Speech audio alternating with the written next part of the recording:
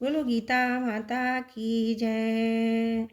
वसुदेव सुतं देवं कंस चारुण मर्दनं देवकी परमानंदं कृष्णं वन्दे जगद्गुरुं कृष्णं वन्दे जगद्गुरुं। ओम श्री परमात्मने नमः। अथ त्रयोदशो अध्याय। श्री भगवान बोले, हे अर्जुन, ये शरीर क्षेत्र इस नाम से कहा जाता है। इसको तो जानता है, इसको क्षेत्र इस नाम से उनके तत्व को जानने वाले ज्ञानी जन कहते हैं। हे अर्जुन, तू सब क्षेत्रों में क्षेत्रज्ञ अर्थात जीवात्मा भी मुझे ही जान, और क्षेत्रज्ञ को अर्थात विकार सहित प्रकृति का और पुरुष का जो तत्व से जानना है वही ज्ञान है, ऐसा मेरा मत है। वह क्षेत्र जो जैसा है तथा जिन विकारों वाला है, जिस कारण से जो हुआ है, तथा वह क्षेत्रज्ञ भी है जो और जिस प्रभाव वाला है। वह सब संक्षेप में मुझसे सुन। यह क्षेत्र और क्षेत्रज्ञ तत्व ऋषियों द्वारा बहुत प्रकार से कहा गया है और विविध वेद मंत्रों द्वारा भी विभाग पूर्वक कहा गया है, तथा भली भांति निश्चय किए हुए युक्ति युक्त ब्रह्म सूत्र के पदों द्वारा भी कहा गया है। 5 महाभूत, अहंकार, बुद्धि और मूल प्रकृति भी, तथा 10 इंद्रियां, 1 मन और 5 इंद्रियों के विषय अर्थात शब्द, स्पर्श, रूप, रस और गंध, तथा इच्छा, द्वेष, सुख, दुख, स्थूल देह का पिंड, चेतना और धृति, इस प्रकार विकारों के सहित यह क्षेत्र संक्षेप में कहा गया।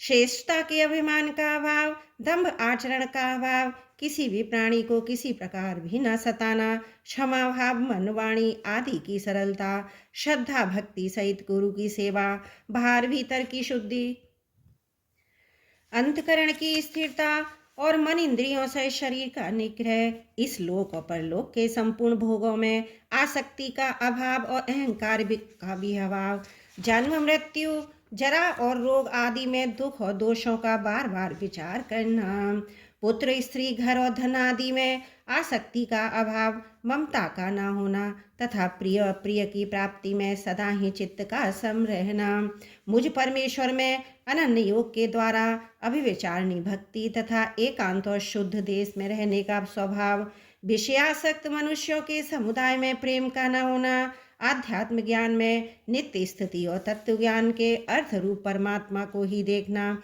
ये सब ज्ञान है। और जो इससे विपरीत है वह ज्ञान है, ऐसा कहा है, जो जानने योग्य है तथा जिसको जानकर मनुष्य परमानंद को प्राप्त होता है, उसको भली भांति कहूँगा। वह अनादि वाला परब्रह्म न सत ही कहा जाता है न असत ही। यह सब और हाथ पैर वाला, सब और नेत्र, सिर और मुख वाला तथा सब और कान वाला है, क्योंकि वह संसार में सबको व्याप्त करके स्थित है। वह संपूर्ण इंद्रियों के विषयों को जानने वाला है, परंतु वास्तव में सब इंद्रियों से रहित है, तथा आसक्ति रहित होने पर भी सबका धारण पोषण करने वाला, निर्गुण होने पर भी गुणों को भोगने वाला है। वह चराचर सब भूतों के बाहर भीतर परिपूर्ण है, चर अचर भी वही है, और सूक्ष्म होने से अभिज्ञेय है, तथा अति समीप में और दूर में भी स्थित वही है। वह परमात्मा विभाग रहित एक रूप से आकाश के सदृश परिपूर्ण होने पर भी चराचर संपूर्ण भूतों में विभक्त सा स्थित प्रतीत होता है, तथा वह जानने योग्य परमात्मा विष्णु रूप से भूतों को धारण पोषण करने वाला और रुद्र रूप से संहार करने वाला और ब्रह्म रूप से सबको उत्पन्न करने वाला है। वह परब्रह्म ज्योतियों का भी ज्योति एवं माया से अत्यंत परे कहा जाता है।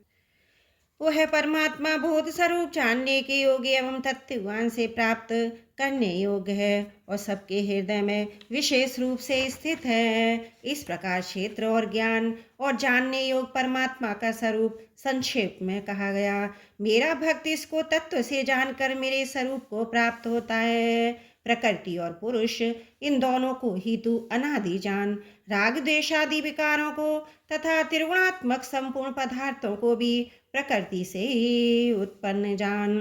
कार्य और करण को उत्पन्न करने में हेतु प्रकृति कही जाती है और जीवात्मा सुख दुखों के भोक्तापन में अर्थात भोगने में हेतु कहा जाता है।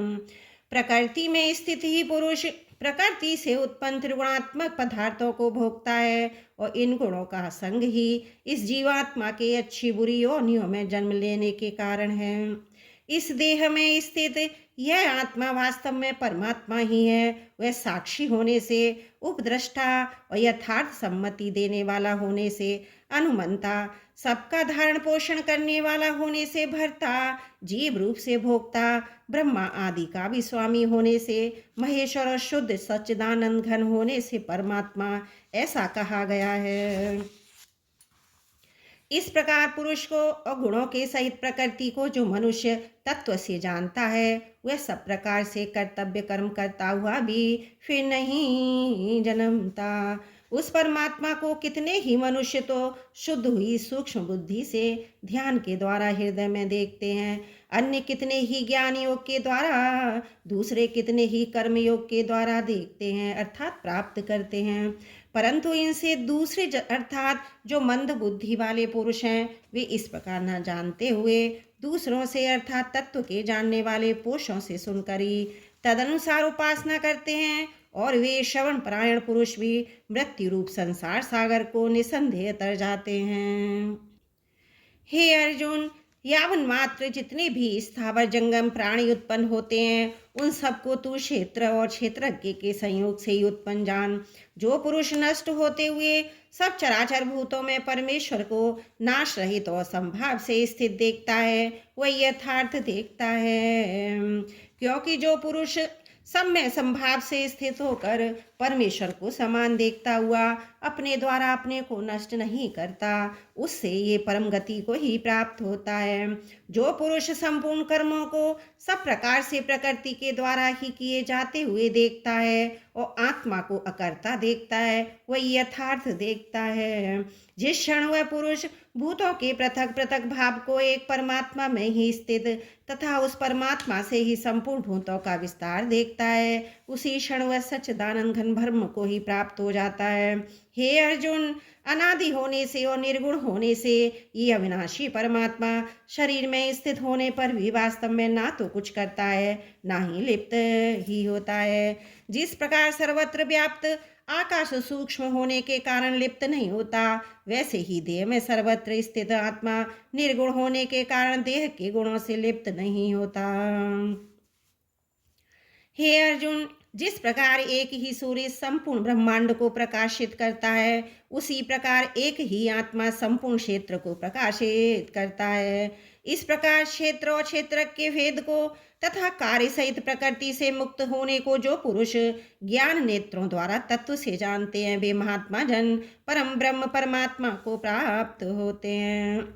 ओम तत्सदिति श्रीमद्भगवद गीता स्वप्निषत्सु ब्रह्म विद्यायां योग शास्त्रे श्री कृष्ण अर्जुन संवादे क्षेत्र क्षेत्रज्ञ विभाग योगो नाम त्रयोदशो अध्याय समाप्त। बोलो नारायण नारायण। ओम श्री परमात्मने नमः। अथ चतुर्दशो अध्याय। श्री भगवान बोले, ज्ञानों में भी अति उत्तम उस परम ज्ञान को मैं फिर कहूँगा, जिसको जानकर सब मुनिजन इस संसार से मुक्त होकर परम सिद्धि को प्राप्त हो गए हैं। इस ज्ञान को आश्रय करके अर्थात धारण करके मेरे स्वरूप को प्राप्त हुए पुरुष सृष्टि के आदि में पुनः उत्पन्न नहीं होते, प्रलय काल में भी व्याकुल नहीं होते। हे अर्जुन, मेरी महत ब्रह्म रूप मूल प्रकृति संपूर्ण भूतों की योनि है अर्थात गर्भाधान के स्थान है, और मैं उस योनि में चेतन समुदाय रूप गर्भ को स्थापन करता हूँ।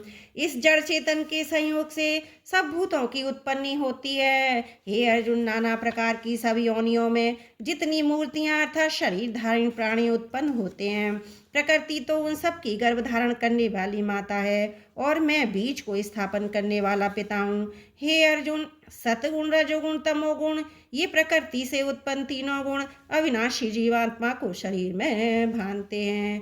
हे निष्पाप, उन तीनों गुणों में सतगुण तो निर्मल होने के कारण प्रकाश करने वाला और विकार रहित है।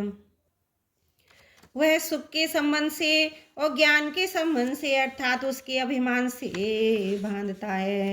हे अर्जुन, राग रूप रजोगुण को कामना और आसक्ति से उत्पन्न जान, वह इस जीवात्मा को कर्मों के और उनके फल के संबंध से बांधता है।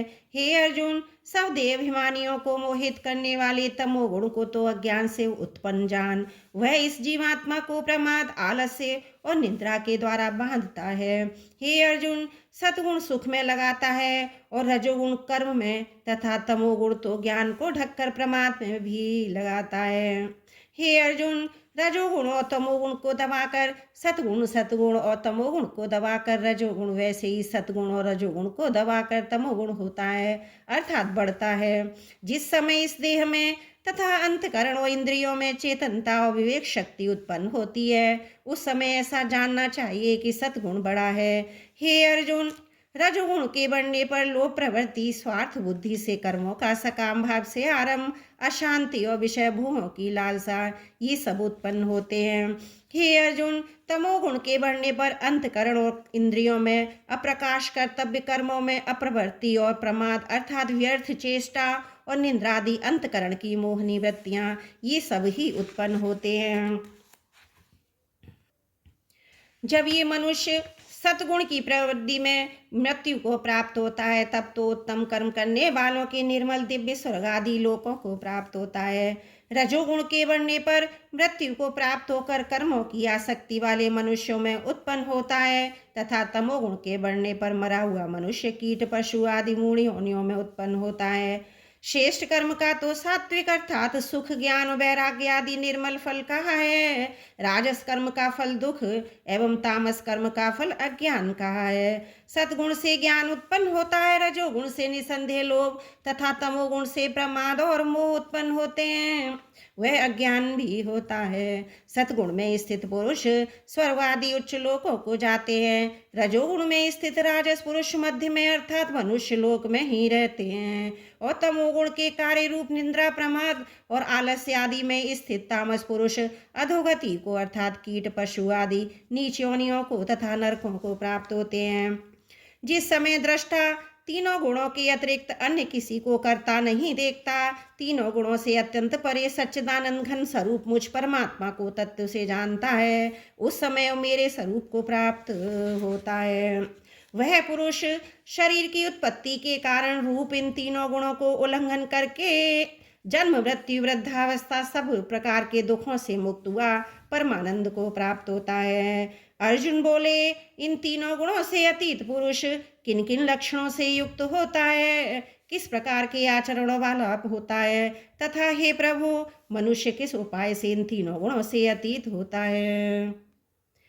श्री भगवान बोले, हे अर्जुन, जो पुरुष सतगुण के कार्य रूप प्रकाश को, रजोगुण के कार्य रूप प्रवृत्ति को तथा तमोगुण के कार्य रूप मोह को भी न तो प्रवृत्त होने पर उनसे द्वेष करता है, न निवृत्त होने पर उनकी आकांक्षा करता है, जो साक्षी के सदृश स्थित हुआ, गुणों के द्वारा विचलित नहीं किया जा सकता, गुण ही गुणों में वर्तते हैं, ऐसा समझता हुआ जो सच्चिदानंद घन परमात्मा में एक ही भाव से स्थित रहता है, उस स्थिति से कभी विचलित नहीं होता। जो निरंतर आत्मभाव में स्थित, दुख सुख को समान समझने वाला, मिट्टी पत्थर स्वर्ण में समान भाव वाला, गान प्रिय और अप्रिय को भी समान मानने वाला, निंदा स्तुति में भी समान भाव वाला है, जो मान और अपमान में सम है, मित्र और वैरी के पक्ष में भी सम है, एवं संपूर्ण आरंभों में कर्तापन के अभिमान से रहित है, वह पुरुष गुणातीत कहा जाता है। और जो पुरुष अभिचारी व्यक्ति और मुझको निरंतर भजता है, वह भी इन तीनों गुणों को भली भांति लांघकर सच्चिदानंद ब्रह्म को प्राप्त होने के लिए योग्य बन जाता है, क्योंकि उस अविनाशी पर ब्रह्म का, अमृत का तथा नित्य धर्म का अखंड एक रस आनंद का आश्रय मैं ही हूँ। ओम तत्सदति श्रीमद्भगवद गीता सुपनिषत्सु ब्रह्म विद्यायां योग शास्त्रे श्री कृष्ण संवादे गुणत्रय विभाग योगो नाम चतुर्दशो अध्याय समाप्त। नारायण नारायण। ओम श्री परमात्मने नमः। अथ पंचदशो अध्याय। श्री भगवान बोले, आदि पुरुष परमेश्वर रूप मूल वाले और ब्रह्मा रूप मुख शाखा वाले जिस संसार रूप पीपल के वृक्ष को अविनाशी कहते हैं, तथा वेद जिसके पत्ते कहे गए हैं उस संसार रूप वृक्ष को जो पुरुष मूल सहित तत्व से जानता है वह वेद के तात्पर्य को जानने वाला है। उस संसार वृक्ष की तीनों गुणों रूप जल के द्वारा बढ़ी हुई एवं विषय भोग रूप कौपलों वाली देव मनुष्य त्रियक आदि योनि रूप शाखाएं नीचे और ऊपर सर्वत्र फैली हुई हैं तथा मनुष्य लोक में कर्मों के अनुसार बांधने वाली अहंता ममता और वासना रूप जड़ें भी नीचे और ऊपर सभी लोकों में व्याप्त हो रही हैं। इस संसार वृक्ष का स्वरूप जैसा कहा है वैसा यहाँ विचार काल में नहीं पाया जाता, क्योंकि ना तो इसका आदि है ना अंत है, ना इसकी अच्छी प्रकार से स्थिति ही है। इसलिए इस अहंता ममता और वासना रूप अति दृढ़ मूलों वाले संसार रूप पीपल के वृक्ष को दृढ़ वैराग्य रूप शस्त्र द्वारा काट कर उसके पश्चात उस परम पद को परमेश्वर को भली भांति खोजना चाहिए, जिसमें गए हुए पुरुष फिर लौटकर संसार में नहीं आते और जिस परमेश्वर से इस पुरातन संसार वृक्ष की प्रवृत्ति विस्तार को प्राप्त हुई है उसी आदि पुरुष नारायण की मैं शरण में हूँ।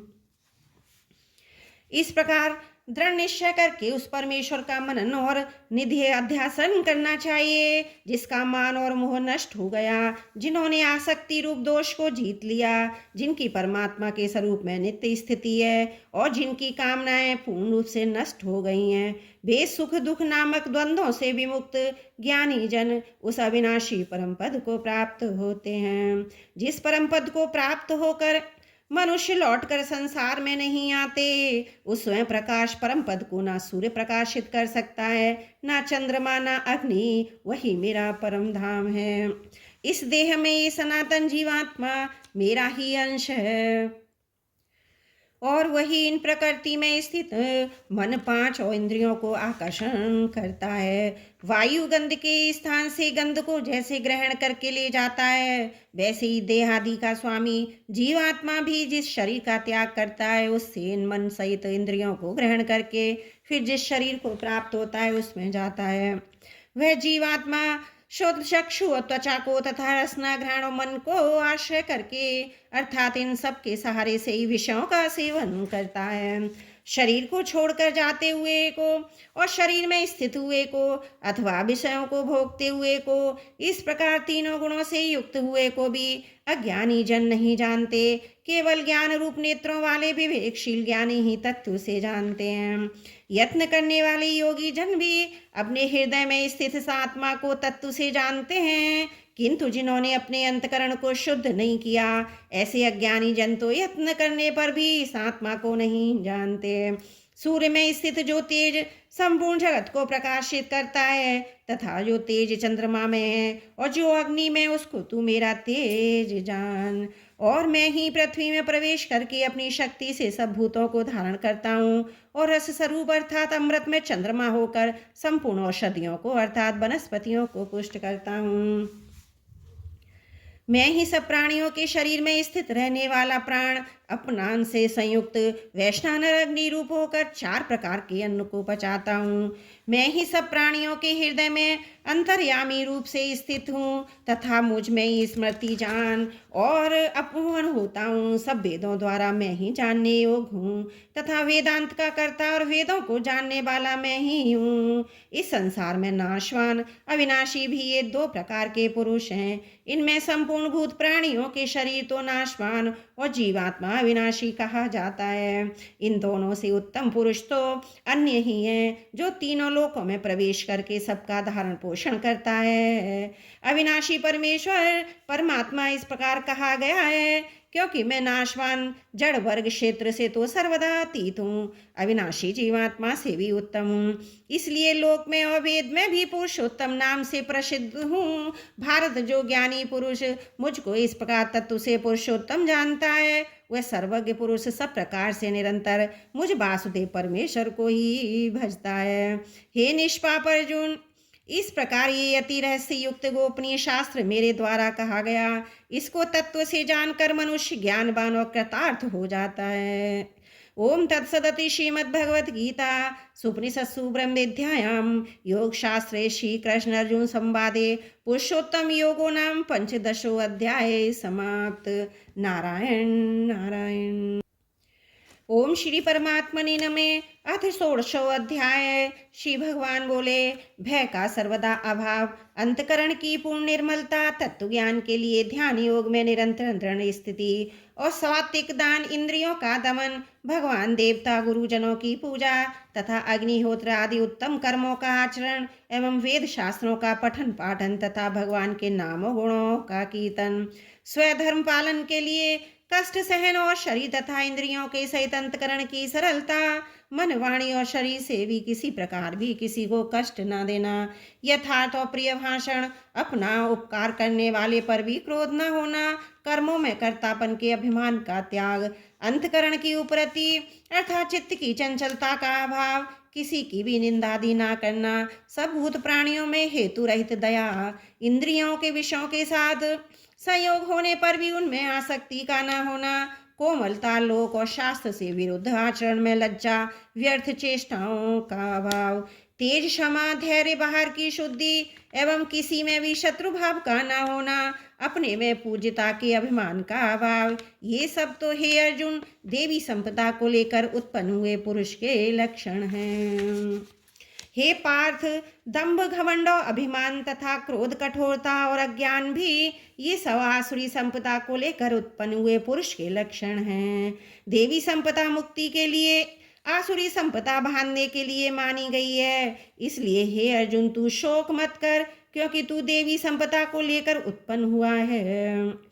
हे अर्जुन, इस लोक में भूतों की सृष्टि यानी मनुष्य समुदाय दो ही प्रकार का है, एक तो देवी प्रकृति वाला, दूसरा आसुरी प्रकृति वाला। उनमें से देवी प्रकृति वाला तो विस्तार पूर्वक कहा गया। अब तू आसुरी प्रकृति वाले मनुष्य समुदाय को भी विस्तार पूर्वक मुझसे सुन। आसुर स्वभाव वाले मनुष्य प्रवृत्ति और निवृत्ति इन दोनों को ही नहीं जानते, इसलिए उनमें ना तो बाहर भीतर की शुद्धि है, ना श्रेष्ठ आचरण है और ना सत्य भाषण ही है। वे आसुरी प्रकृति वाले मनुष्य कहा करते हैं कि जगत आश्चर्य रहित, सर्वदा सत्य और बिना ईश्वर के अपने आप केवल स्त्री पुरुष के संयोग से उत्पन्न हुआ है। अतएव केवल काम ही इसका कारण है, इसके सिवा और क्या है। इस मिथ्या ज्ञान को अवलंबन करके जिनका स्वभाव नष्ट हो गया और जिनकी बुद्धि मंद है, वे सबका उपकार करने वाले क्रूर कर्मी मनुष्य केवल जगत के नाश के लिए समर्थ होते हैं।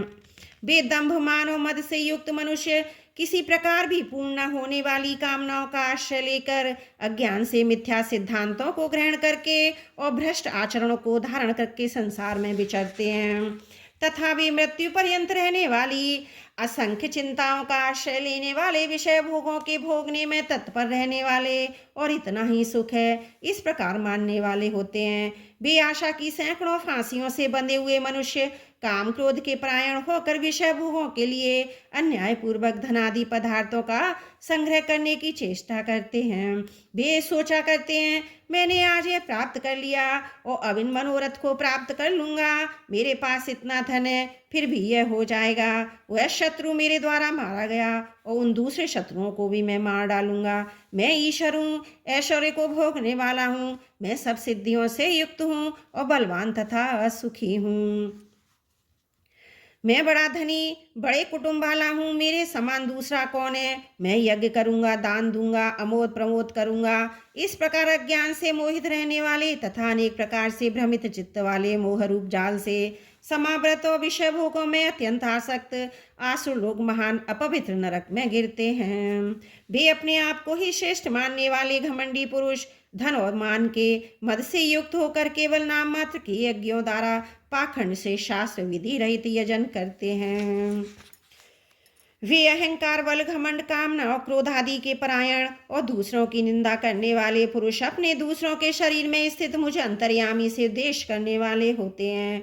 उन द्वेष करने वाले पापाचारी और क्रूर कर्मी नराधर्मों को मैं संसार में बार बार आसुरी योनियों में ही डालता हूँ। हे अर्जुन, वे मूढ़ मुझको ना प्राप्त होकर ही जन्म जन्म में आसुरी योनि को प्राप्त होते हैं, फिर उससे भी अति नीच गति को ही प्राप्त होते हैं, अर्थात घोर नरकों में पड़ते हैं। काम, क्रोध तथा लोभ, ये 3 प्रकार के नरक के द्वार आत्मा का नाश करने वाले अर्थात उसको अधोगति में ले जाने वाले हैं। अतएव इन तीनों को त्याग देना चाहिए। हे अर्जुन, इन तीनों नरक के द्वारों से मुक्त पुरुष अपने कल्याण का आचरण करता है। इससे वह परम गति को चाहता है अर्थात मुझको ही प्राप्त होता है। जो पुरुष शास्त्र विधि को त्याग कर अपनी इच्छा से मनमाना आचरण करता है वह न सिद्धि को प्राप्त होता है, न परम गति को और न सुख को ही। इससे तेरे लिए इस कर्तव्य और कर्तव्य की व्यवस्था में शास्त्र ही प्रमाण है। ऐसा जानकर तू शास्त्र विधि से नियत कर्म ही करने योग्य है। ओम तत्सदति श्रीमद्भगवद गीता स्वप्निषत्सु ब्रह्म विद्यायाम योग शास्त्रे श्री कृष्ण अर्जुन संवादे देवासुर संपद विभाग योगो नाम षोडशो अध्याय समाप्त। नारायण नारायण। ओम श्री परमात्मने नमः। अथ सप्तदशो अध्याय।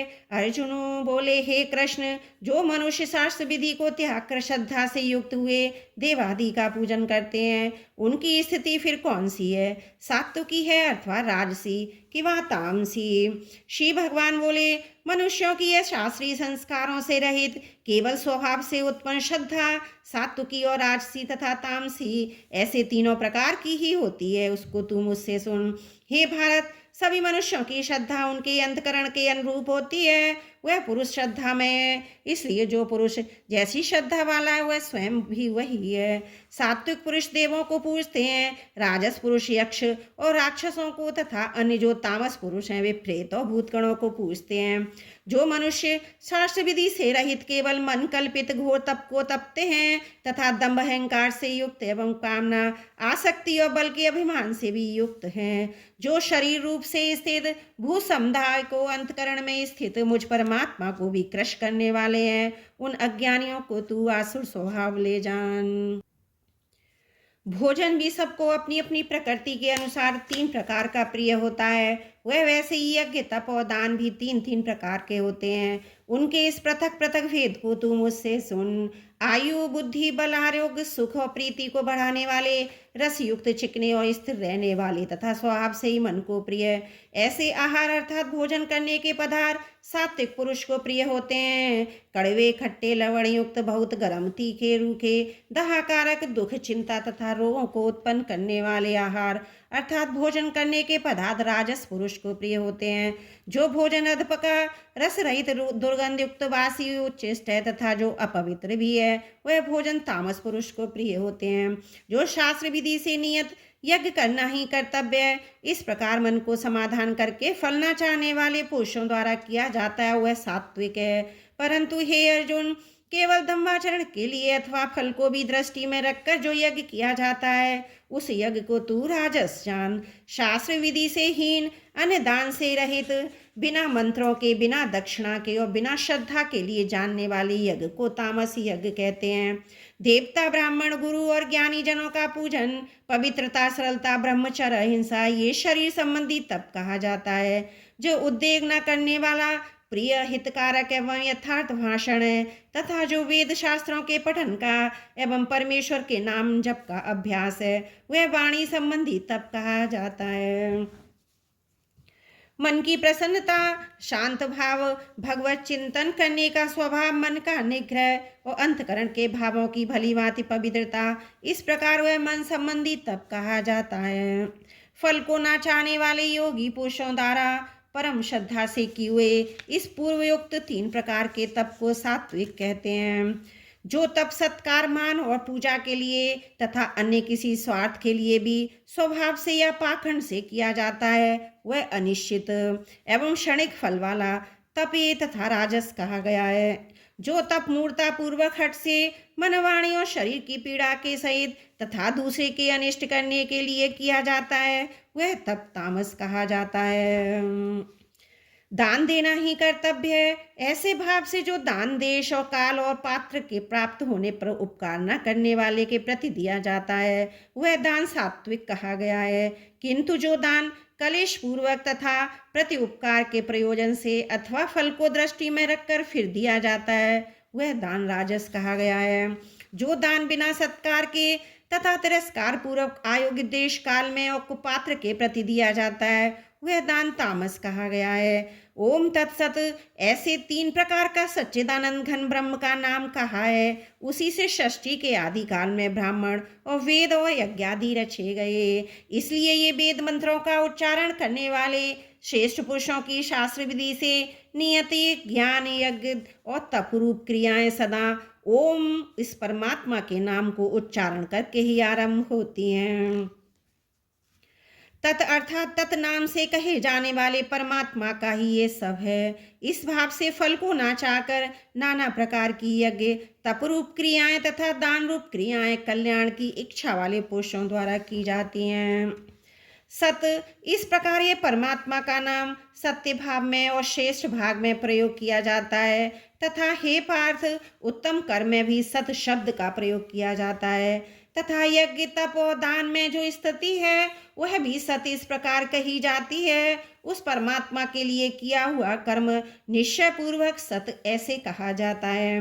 हे अर्जुन, बिना श्रद्धा के किया हुआ हवन, दिया हुआ दान और तपा हुआ तप, जो कुछ भी किया हुआ शुभ कर्म है वह समस्त असत इस प्रकार कहा जाता है। इसलिए वह ना तो इस लोक में लाभदायक है ना मरने के बाद ही।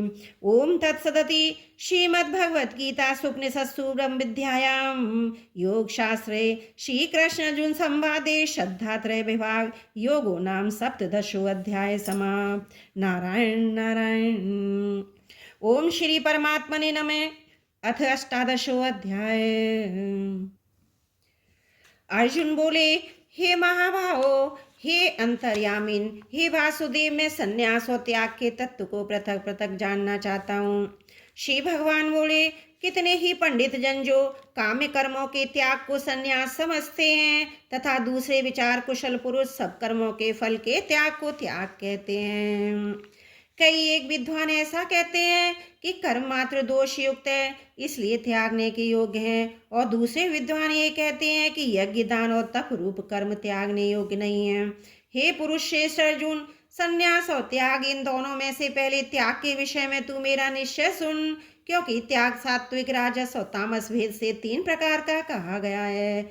यज्ञ दान और तप रूप कर्म त्याग करने के योग्य नहीं है, बल्कि वह तो अवश्य कर्तव्य है, क्योंकि यज्ञ दान और तप ये दोनों ही और कर्म बुद्धिमान पुरुषों को पवित्र करने वाले हैं। इसलिए हे पार्थ, इन यज्ञ दान और तप रूप कर्मों को तथा और भी संपूर्ण कर्तव्य कर्मों को आसक्ति फलों का त्याग करके अवश्य करना चाहिए। ये मेरा निश्चय किया हुआ उत्तम मत है। निषिद्ध और काम्य कर्मों का तो स्वरूप से त्याग करना उचित ही है, परंतु नियत कर्म का स्वरूप से त्याग करना उचित नहीं है। इसलिए मोह के कारण इसका त्याग कर देना तामस त्याग कहा गया है। जो कुछ कर्म है वह सब दुख रूप ही है, ऐसा समझकर यदि कोई शरीर कलेश के भय से कर्तव्य कर्मों का त्याग कर दे तो ऐसा तामस त्याग करके त्याग के फल को भी किसी प्रकार नहीं पाता।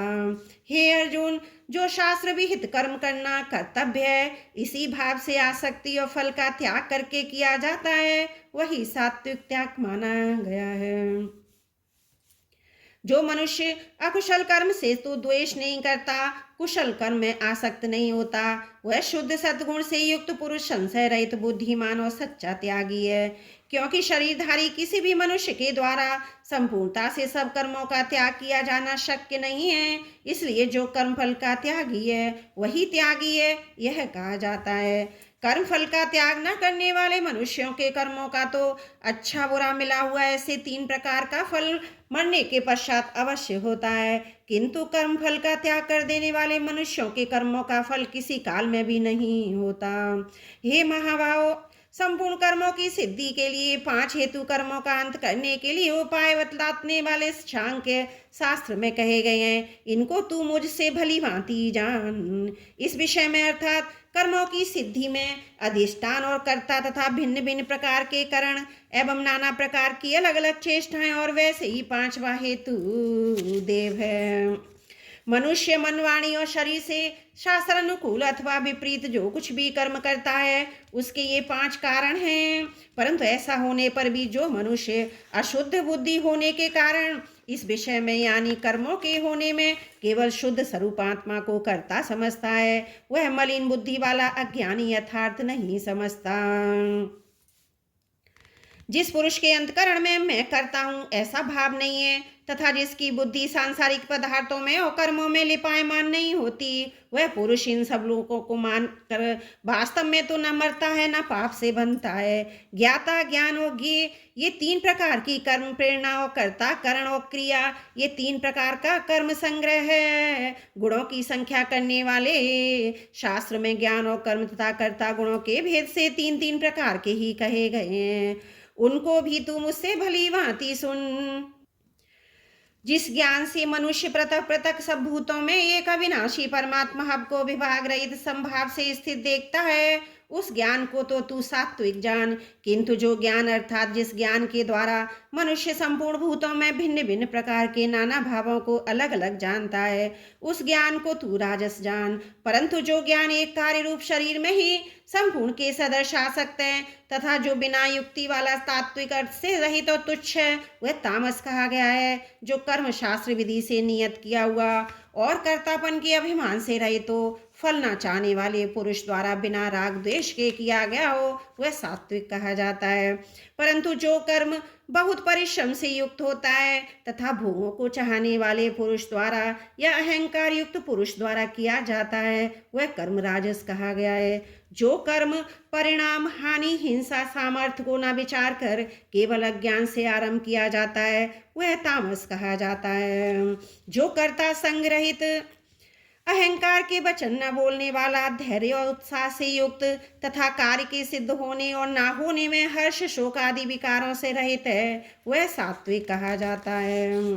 जो कर्ता आसक्ति से युक्त, कर्मों के फल को चाहने वाला और लोभी है तथा दूसरों को कष्ट देने के स्वभाव वाला, शुद्धाचारी और हर्ष शोक से लिप्त है, वह राजस कहा गया है। जो कर्ता अयुक्त, शिक्षा से रहित, घमंडी, धूर्त और दूसरों की जीविका का नाश करने वाला तथा शोक करने वाला, आलसी और दीर्घ सूत्री है, वह तामस कहा जाता है।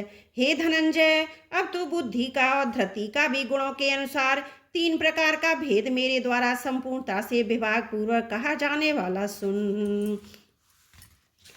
हे पार्थ, जो बुद्धि, प्रवृत्ति मार्ग और निवृत्ति मार्ग को, कर्तव्य और कर्तव्य को, भय और अभय को तथा बंधन और मोक्ष को यथार्थ जानती हुई बुद्धि सात्विकी है। हे पार्थ, मनुष्य जिस बुद्धि के द्वारा धर्म धर्म का तथा कर्तव्य कर्तव्य को भी यथार्थ नहीं जानता, वह बुद्धि राजसी है। हे अर्जुन, जो तमोगुण से घिरी हुई बुद्धि अधर्म को भी यह धर्म है ऐसा मान लेती है तथा इसी प्रकार अन्य संपूर्ण पदार्थों को भी विपरीत मान लेती है, बुद्धि तामसी है। हे पार्थ, जिस अविचारणी धारण शक्ति से मनुष्य ध्यान योग के द्वारा मन प्राण इंद्रियों की क्रियाओं को धारण करता हुआ धृति सात्विकी है। परंतु हे प्रथा पुत्र अर्जुन, फल की इच्छा वाला मनुष्य जिस धारण शक्ति के द्वारा अत्यंत आसक्ति से धर्म, अर्थ और कामों को धारण करता हुआ धारण शक्ति राजसी है। हे पार्थ, दुष्ट बुद्धि वाला मनुष्य जिस धारण शक्ति के द्वारा निंद्रा, भय, चिंता और दुख को तथा उन्मत्तता को नहीं छोड़ता, वह धारण किए रहता है, वह धारण शक्ति तामसी है।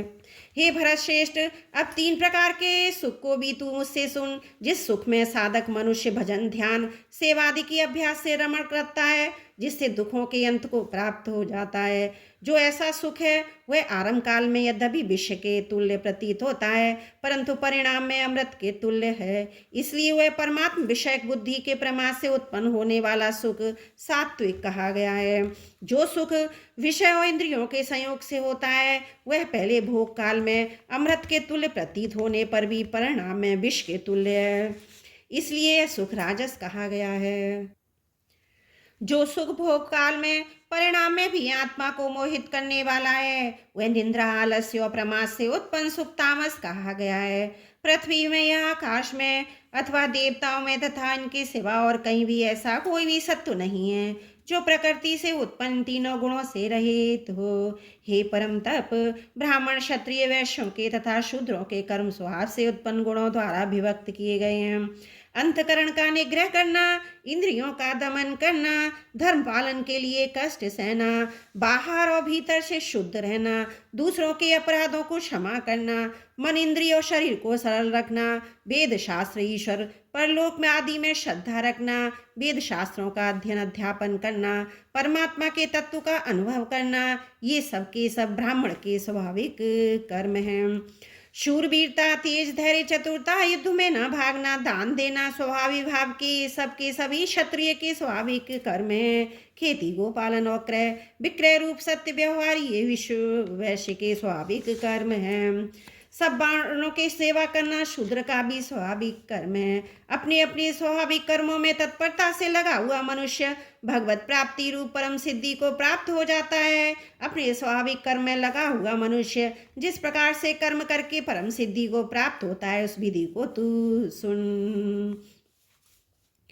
जिस परमेश्वर से संपूर्ण प्राणियों की उत्पत्ति हुई है, जिससे समस्त जगत व्याप्त है, उस परमेश्वर की अपने स्वाभाविक कर्मों द्वारा पूजा करके मनुष्य परम सिद्धि को प्राप्त हो जाता है। अच्छी प्रकार आचरण करते हुए दूसरे के धर्म से गुण रहित अपना धर्म श्रेष्ठ है, क्योंकि स्वभाव से नियत किए हुए स्वधर्म रूप कर्म को करता हुआ मनुष्य पाप को नहीं प्राप्त होता। अतएव हे कुंती पुत्र, दोष युक्त होने पर भी सहज कर्म को नहीं त्यागने चाहिए, क्योंकि धुएं से अग्नि की भांति सभी कर्म किसी न किसी दोष से युक्त हैं। सर्वत्र आसक्ति रहित बुद्धि वाला, इस प्रहार रहित और जीते हुए अंतकरण वाला पुरुष सांख्य योग के द्वारा उस परम नैष्कर्म्य सिद्धि को प्राप्त होता है, जो कि ज्ञान योग की परानिष्ठा है। उस नैष्कर्म्य को सिद्धि को जिस प्रकार से प्राप्त होकर मनुष्य ब्रह्म को प्राप्त होता है, उस प्रकार को ही हे कुंती पुत्र तू संक्षेप में ही मुझसे समझ। विशुद्ध बुद्धि से युक्त तथा हल्का सात्विक और नियमित भोजन करने वाला, शब्द आदि विषयों का त्याग करके एकांत और शुद्ध देश का सेवन करने वाला, सात्विक धारण शक्ति के द्वारा अंतकरण इंद्रियों का संयम करके मन, वाणी और शरीर को वश कर लेने वाला, राग देश को सर्वदा नष्ट करके भली भांति दृढ़ वैराग का आश्रय लेने वाला, तथा अहंकार, बल, घमंड, काम, क्रोध, परिग्रह का त्याग करके निरंतर ध्यान योग के परायण रहने वाला, ममता रहित और शांति युक्त पुरुष सच्चिदानंद घन परम में अभिन्न भाव से स्थित होने का पात्र होता है। फिर वह सच्चिदानंद घन ब्रह्म में एक ही भाव से स्थित प्रसन्न मन वाला योगी ना तो किसी के लिए शोक करता है, ना किसी की आकांक्षा ही करता है। ऐसा समस्त प्राणियों में संभव वाला योगी मेरी पराभक्ति को प्राप्त होता है। उस पराभक्ति के द्वारा वह मुझ परमात्मा को मैं जो हूँ और जितना हूँ ठीक वैसा का वैसा तत्व से जान लेता है, तथा उस भक्ति से मुझको तत्व से जानकर तत्काल भी मुझ में प्रविष्ट हो जाता है। मेरे परायण हुआ कर्मयोगी तो संपूर्ण कर्मों को सदा करता हुआ भी मेरी कृपा से सनातन अविनाशी परम पद को प्राप्त हो जाता है। सब कर्मों को मन में मुझ में अर्पण करके तथा संबुद्धि रूप योग को अवलंबन करके मेरे परायण निरंतर मुझ में चित्त वाला हो। उपरयुक्त प्रकार में मुझसे चित्त वाला होकर तू मेरी कृपा से समस्त संकटों को अनायासी पार कर जाएगा। यदि अहंकार के कारण मेरे वचनों को न सुनेगा तो नष्ट हो जाएगा, अर्थात परमार्थ से भ्रष्ट हो जाएगा। और जो तू अहंकार का आश्रय लेकर ये मान रहा है कि मैं युद्ध नहीं करूंगा, तो ये तेरा निश्चय मिथ्या है, क्योंकि तेरा स्वभाव तुझे जबरदस्ती युद्ध में लगा देगा। हे कुंती पुत्र, जिस कर्म को तू मोह के कारण करना नहीं चाहता, उसको भी अपने पूर्वगत स्वाभाविक कर्म से बंधा हुआ परवश होकर करेगा। हे अर्जुन, शरीर रूपी यंत्र में आरूढ़ हुए संपूर्ण प्राणियों को अंतर्यामी परमेश्वर अपनी माया से उनके कर्मों के अनुसार भ्रमण कराता हुआ सब प्राणियों के हृदय में स्थित है। हे भारत, तू सब प्रकार से उस परमेश्वर की ही शरण में जा। उस परमात्मा की कृपा से ही तू परम शांति को, सनातन परम धाम को प्राप्त होगा। इस प्रकार ये गोपनीय से भी अति गोपनीय ज्ञान मैंने तुझसे कह दिया। अब तू इस रहस्य युक्त ज्ञान को पूर्णतया भली भांति विचार कर, जैसे चाहता है वैसे ही कर। संपूर्ण गोपनीयों से अति गोपनीय मेरे परम रहस्य युक्त वचनों को तू फिर भी सुन। तू मेरा अतिशय प्रिय है, इससे परम हितकारक वचन मैं तुझसे कहूँगा। हे अर्जुन, तू मुझ में मन वाला हो, मेरा भक्त बन, मेरा पूजन करने वाला हो, मुझको प्रणाम कर। ऐसा करने से तू मुझे ही प्राप्त प्राप्त होगा, यह मैं तुझसे सत्य प्रतिज्ञा करता हूँ, क्योंकि तू मेरा अत्यंत प्रिय है। संपूर्ण धर्मों को अर्थात संपूर्ण कर्तव्य कर्मों को मुझ में त्याग कर तू केवल एक मुझ सर्वशक्तिमान सर्वाधार परमेश्वर की ही शरण में आ जा। मैं तुझे संपूर्ण पापों से मुक्त कर दूंगा, तू शोक मत कर। तुझे गीता रूप रहस्यमय उपदेश किसी भी काल में ना तो तप रहित मनुष्य से करना चाहिए, ना भक्ति रहित से, और ना बिना सुनने की इच्छा वाले से ही कहना चाहिए, तथा जो मुझ में दोष दृष्टि रखता है उससे भी कभी नहीं करना चाहिए। जो पुरुष मुझ में परम प्रेम करके इस परम रहस्य युक्त गीता शास्त्र को मेरे भक्तों में कहेगा, वह मुझको ही प्राप्त होगा, इसमें कोई संदेह नहीं है।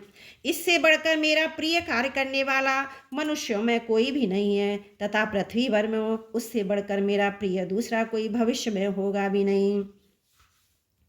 जो पुरुष इस धर्म में हम दोनों के सम्मान रूप गीता शास्त्र को पढ़ेगा, उसके द्वारा भी वे ज्ञान यज्ञ से पूजित होगा, ऐसा मेरा मत है। जो मनुष्य श्रद्धा युक्त दोष दृष्टि से रहित होकर इस गीता शास्त्र का श्रवण भी करेगा, वह भी पापों से मुक्त होकर उत्तम कर्म करने वालों के श्रेष्ठ लोगों को प्राप्त होगा। हे पार्थ, क्या इस गीता शास्त्र को तूने एकाग्रचित्त से श्रवण किया? और हे धनंजय, क्या तेरा अज्ञान जनित मोह नष्ट हो गया? अर्जुन बोले, हे अच्युत, आपकी कृपा से मेरा मोह नष्ट हो गया और मैंने स्मृति प्राप्त कर ली है। अब मैं संशय रहित होकर स्थित हूँ, अतः आपकी आज्ञा का पालन करूंगा। संजय बोले, इस प्रकार मैंने श्री वासुदेव के और महात्मा अर्जुन के इस अद्भुत रहस्य युक्त रोमांचकारक संवाद को सुना। श्री व्यास जी की कृपा से दिव्य दृष्टि पाकर मैंने इस परम गोपनीय योग को अर्जुन के प्रति कहते हुए स्वयं योगेश्वर भगवान श्री कृष्ण से प्रत्यक्ष सुना है। हे राजन, भगवान श्री कृष्ण और अर्जुन के इस रहस्यमय कल्याणकारक अद्भुत संवाद को पुनः पुनः स्मरण करके मैं बार बार हर्षित हो रहा हूँ।